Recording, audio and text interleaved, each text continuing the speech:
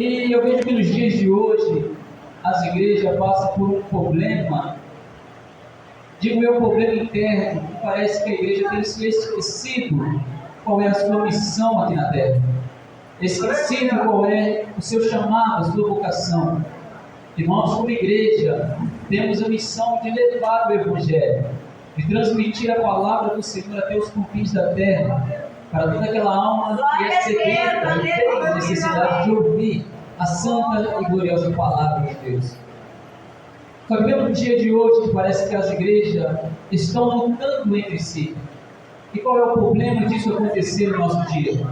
O próprio Jesus faz menção a disso, quando ele disse que um reino por si mesmo, ele não subsiste. Ou seja, todo reino que batalha contra si mesmo, ele não consegue permanecer de pé. Então, quando a igreja ela não está focada no seu propósito, que é de pregar o Evangelho, e está focada em Cristo Jesus, que é o pilar central da nossa religião e fé, eles começam a se deteriorar por internamente, assim dizendo. Com isso, temos vasos que não estão bem preparados para estar assumindo o posto nas igrejas. Por quê? Porque estamos faltando algo que é necessário na igreja, que é o discipulado, o ensino bíblico dentro das igrejas. Porque o ensino da palavra de Deus é aquilo que vai nos edificar. Se você jogar uma semente de baixa qualidade, não vai nascer uma árvore de qualidade boa. Isso vai fazer com que seus frutos também não sejam bons. Mas quando você lança uma semente, que é uma semente boa, ela vai gerar uma boa árvore. E essa árvore também vai gerar bons frutos. Esse é o resultado do discipulado quando ele é feito por uma igreja que tenha Cristo como seu centro e que tenha a palavra de Deus também como a sua base. Porque, amados irmãos, não tem como eu dizer que vou aceitar a Cristo e negar a igreja. Porque ambos são necessários. Não tem como eu dizer que aceito a Cristo, mas nego a tua palavra. Porque ela é a bússola do crente, aquilo que nos guia. Esta é a única e necessária palavra. E a falta de um discipulado, amados irmãos, na igreja é algo muito preocupante. Porque o discipulado é aquilo que prepara os nossos obreiros para a obra do Senhor. Aleluia! Como, por exemplo, o pastor Emílio pastoreando esta igreja. Se não tiver um discipulado sério, um discipulado com propósito, quando o pastor Emílio se porventura ele tiver que pastorear outro campo, será que já temos um obreiro já na brecha? Porque foi assim com Moisés fez toda a obra de Deus, só que quando chegou o momento de ele pintar a sua obra, já tinha Josué na brecha, para poder continuar, dar continuidade ao ministério, recebendo todas as instruções que precisava, para poder fazer tudo aquilo que ele precisaria fazer com as 12 tribos de Israel. Por isso é necessário que haja um discipulado.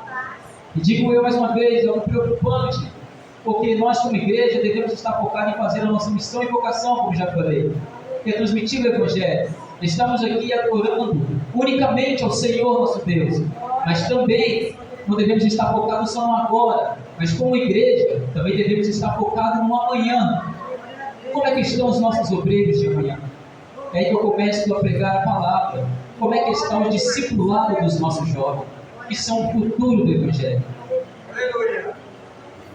Amados irmãos, os jovens são algo fundamental para o prosseguimento da obra do Senhor. E vemos na Bíblia Sagrada, amados irmãos, que Deus usa grandiosamente os jovens. Talvez o motivo seja porque Deus gosta de escolher aqueles que são pequenos para confundir os grandes. Aqueles que não são para confundir os que são.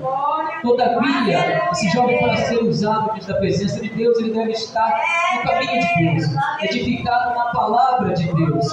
Aleluia! Porque sendo assim, ele vai alcançar um ministério grandioso.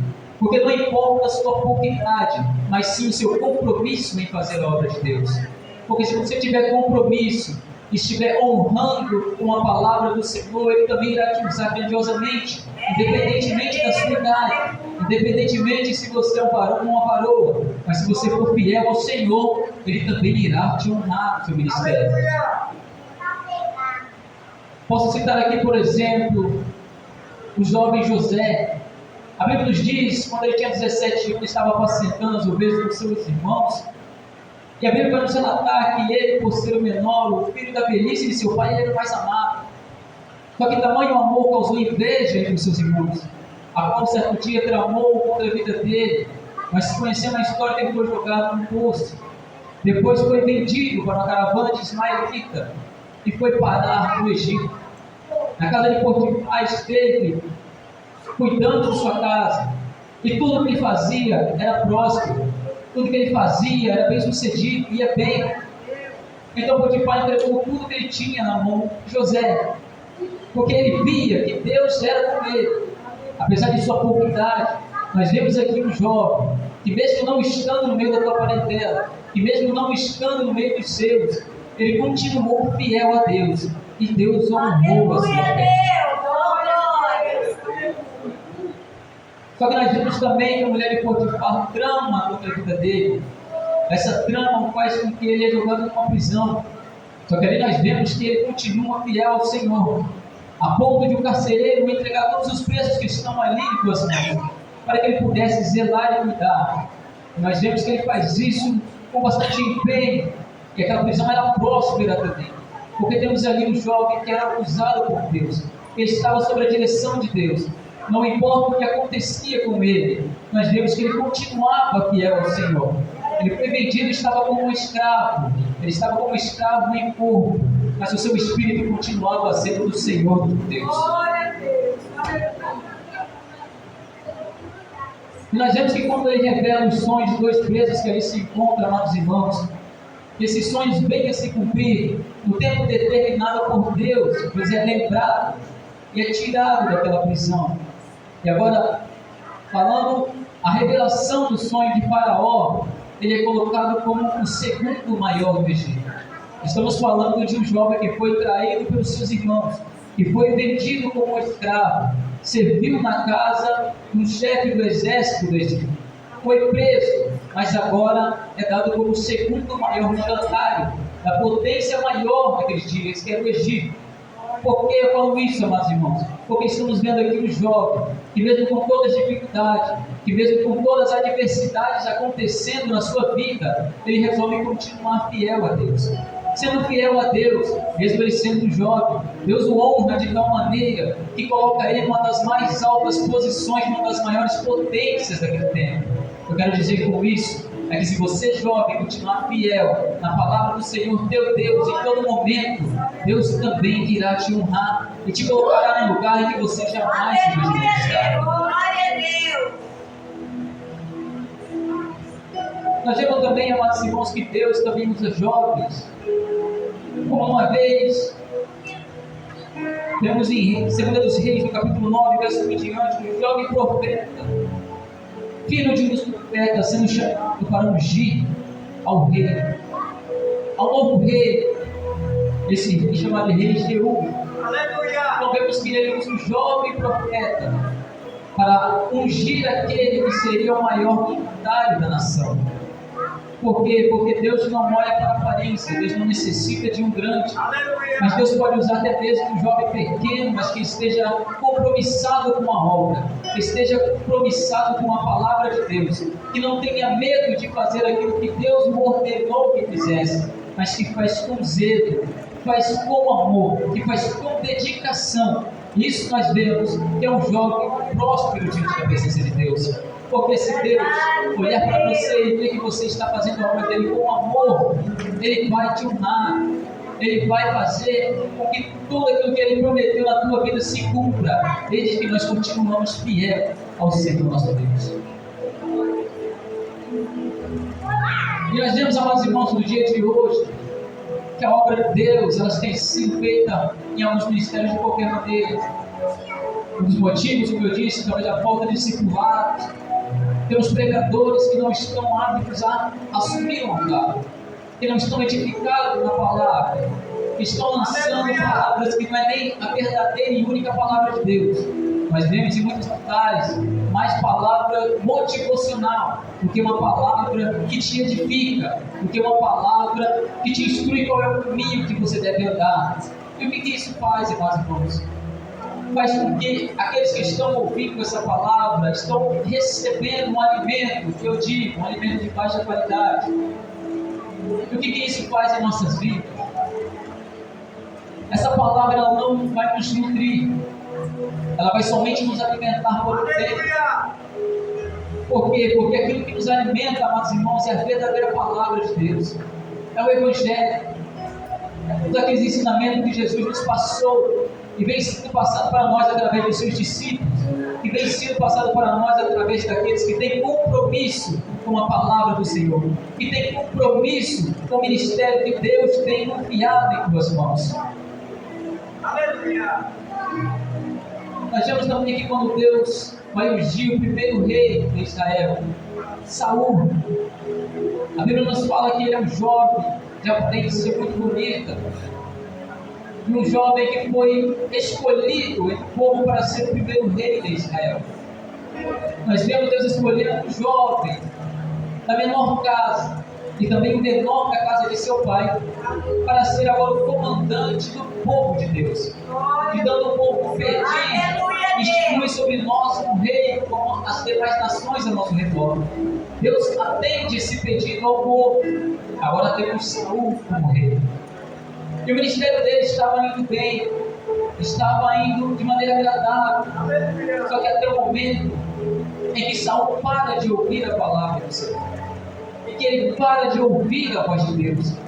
Temos no primeiro momento, quando ele vai à peleja, o profeta Samuel é bem claro em dizer: Deus vai entregar este povo nas tuas mãos, só que ninguém ficará, até mesmo o gado, o servo, o estrangeiro, ninguém vai sobrar. É para passar este povo ao fio da espada. Nós vemos que eles vão para esta guerra, eles vencem, só que contrariando a palavra de Deus que foi passada para ele, eles pegam os melhores do despojo daquela cidade, o melhor dos animais, e trazem para si. Que o profeta vê, olha aquilo ali e faz o que quer que fizesse. Ele era o rei, ele era o mandatário maior da nação de Deus. Ou seja, tudo aquilo que acontecia, ele como sendo líder, ele que deveria ser o responsável. Só que eu vejo ele aqui fazendo algo que muitos crentes fazem hoje em dia, não só crentes, mas todos aqueles que estão lá fora também. E quando acontece algo em que você deve se responsabilizar, você tenta jogar a culpa para o outro lado. Por quê? Porque quando é perguntado para ele o que fizeste, ele já joga a culpa para o lado do povo. O povo achou melhor que trouxéssemos esse despojo. Só que a palavra foi para ele. Ele era o rei, ele que deveria mudar. Então Samuel diz para ele: se não fosse isso, Deus teria estabelecido o teu reinado para sempre. Então nós temos aqui a primeira negação do reinado de Saul. Só que não vai continuar por aqui, mas para frente veremos também que ele faz um sacrifício quando esperava o profeta.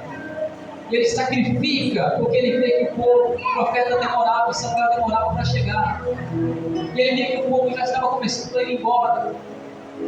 Ele ficando preocupado, ele se precipita e sacrifica, e o sacrifício não dá. Coisa que era incumbido somente para Samuel fazer. A como ele acabando de oferecer o sacrifício, Samuel chega. E ele vem novamente e fala: desculpa, mas o povo já estava indo embora. Aleluia! Você não chegou nos dias atrasados, Samuel. Então eu achei melhor sacrificar. Aleluia! Glória a Deus! O profeta Samuel vai falar uma palavra para ele. Mas será que Deus tem mais prazer no sacrifício do que obedecer a tua palavra? Eis que o obedecer é melhor do que o sacrificar, e o atender melhor do que a gordura dos carneiros. Porque a rebelião para Deus é como um pecado de feitiçaria, e o porfiar é como a iniquidade de idolatria. Porquanto tu rejeitaste a palavra de Deus, ele também rejeitará a ti e não será mais rei. O que eu vejo com isso, amados irmãos? Estamos falando de um jovem que foi ungido a rei sobre a maior nação, a nação de Deus, sobre o povo escolhido de Deus. Tudo estava indo bem quando ele estava obedecendo a palavra. Só que no momento que ele para de ouvir a voz de Deus, Deus rejeita ele como rei. Aleluia! A Amados irmãos, falo hoje aos pregadores e obreiros de Deus. Nos nossos dias tem muitos obreiros que se têm dedicado dias, dedicado momentos, oferecendo sacrifício ao Senhor, jejum, oração, busca, porque já tem o teu ministério. Só que muitas das vezes você fazendo tudo isso, o seu sacrifício, na sua dedicação, na tua busca, Deus te revela uma palavra para que você possa trazer a sua igreja para a edificação, para a orientação. Mas só que o que tem acontecido nos nossos dias é que tem muitos pregadores que estão recebendo, dedicando esse momento e recebendo uma palavra da parte de Deus para entregar à tua igreja. Só que no momento de ministrar, parece que há um medo. Estão segurando essa mensagem e trazendo essa mensagem para casa de volta. Olha, a mensagem que o pregador recebe não é dele, mas de Deus. A palavra que o pregador recebe não é para ele, mas para a edificação da tua igreja.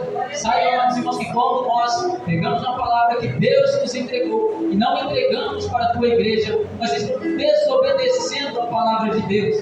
Eu quero dizer nesta noite, para que tomamos cuidado, para que não venhamos deixar de ouvir a palavra do Senhor, para que o Senhor não venha rejeitar o nosso chamado. Aleluia! Meu Deus! Aleluia! Amados irmãos,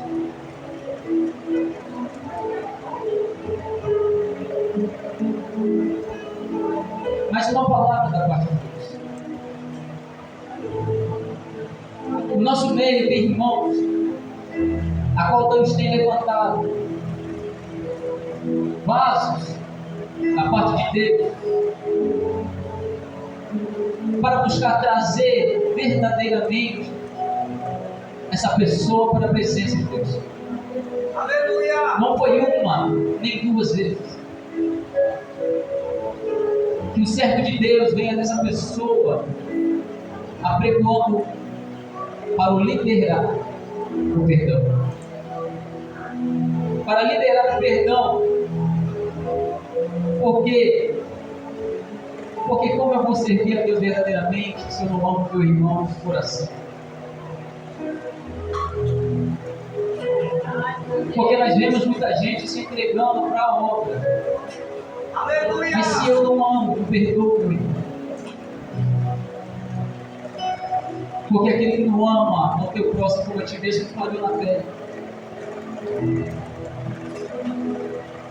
Muitas das vezes você se pergunta, mas por que está acontecendo tantas coisas na minha vida que eu não entendo porque estou passando por isso. Eu estou na casa do Senhor, estou oferecendo o meu melhor. Estou sendo fiel ao Senhor.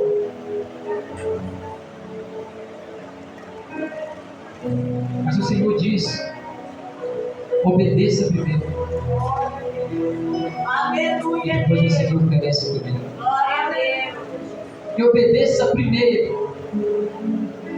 E depois você viverá o melhor que Deus tem para tu. Glória a Deus! Aleluia!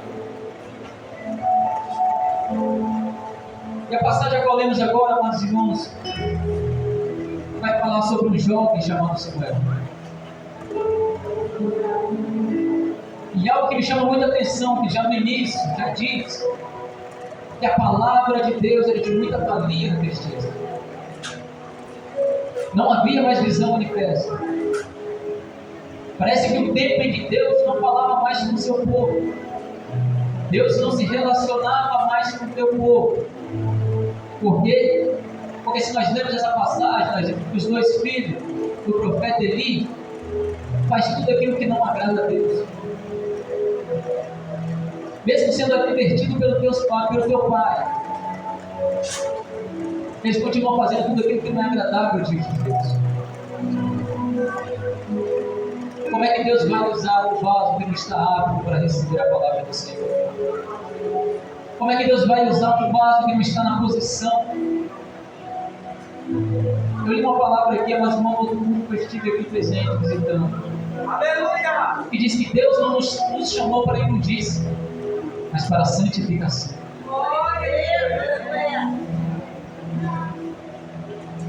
Nós somos a igreja do Senhor, somos membros de um corpo, a qual cabeça é Cristo. Glória a Deus. Aleluia. E para ser parte do corpo do Senhor, nós devemos buscar a santificação. A palavra de Deus já diz: seria a paz com todos e a santificação, sem a qual ninguém verá a Deus.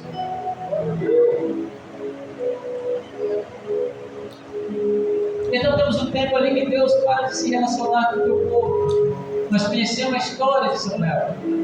Tudo acontece com o propósito de sua mãe, agora não poder conceber filhos, começar a fazer petição a Deus e insistir, até que o momento ela ora dizer: mas meu Deus, se tu te lembrares da tua serva, e a tua serva deve filho varão, eu devolverei para o Senhor todos os dias de sua vida.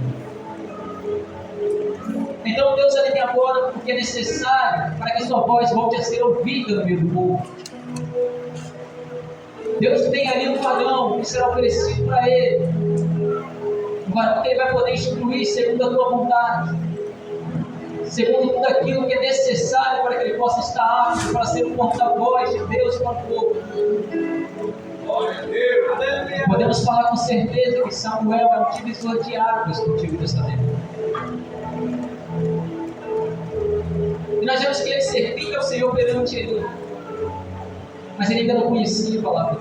O Senhor ainda não tinha se manifestado para ele. Até que no certo dia Deus o chama. Ele achando que era ele aqui para ele. E ele diz: não te chamei eu, volte a deitar. Jesus chama, Deus chama de novo.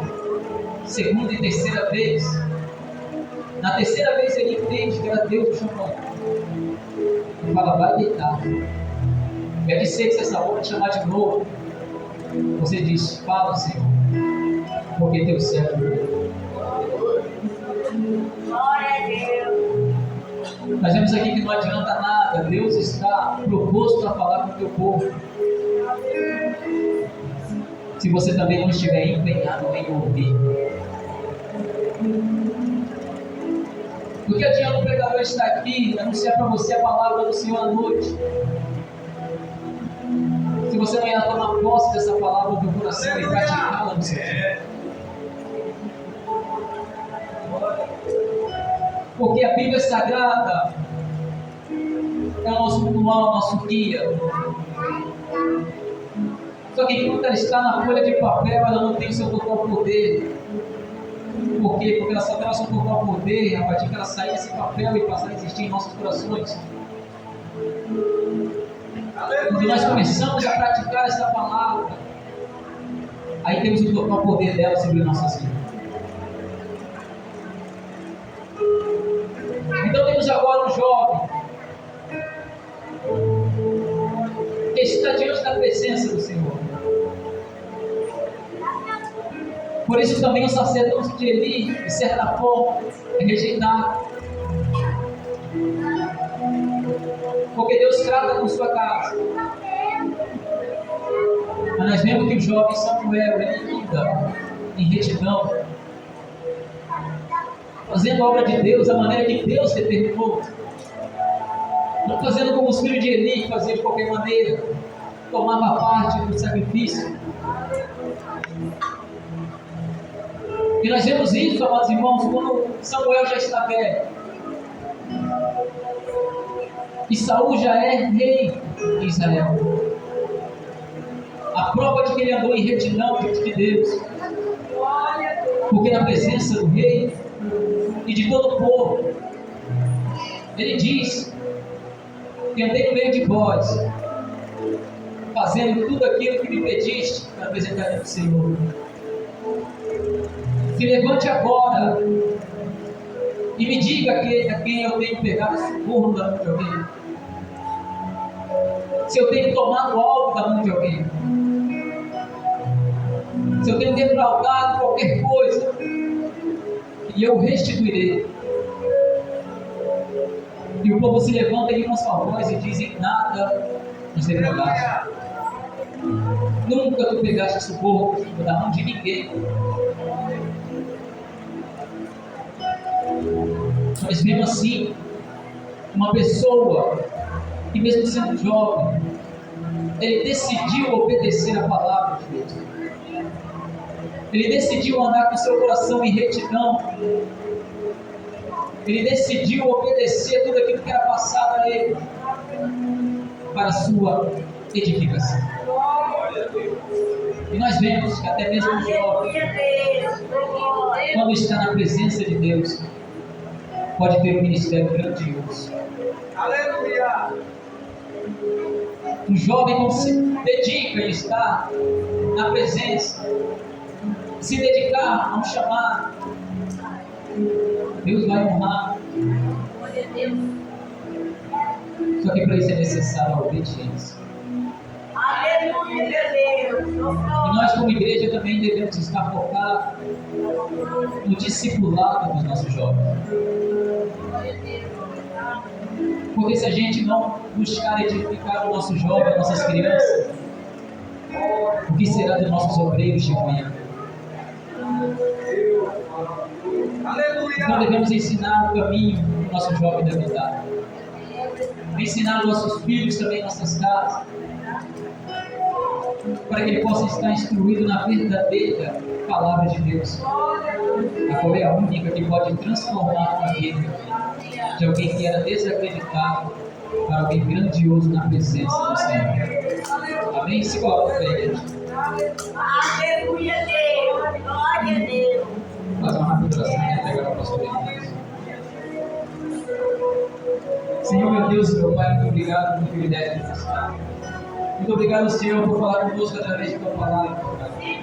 Que essa palavra, Senhor, venha alegrar em nossos corações, que nós venhamos colocar em prática, Senhor, no nosso dia a dia. Que venhamos obedecer, meu Deus, a Tua palavra, Senhor. Que venhamos obedecer os Teus designados sobre nossa vida.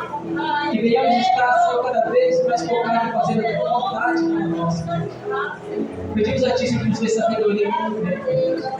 Que a cada dia mais venha edificar a Tua igreja, a todo corpo de obreiro, a todos aqueles, meu Deus, que estão empenhados em fazer a Tua obra com sinceridade, com verdade, com amor e dedicação.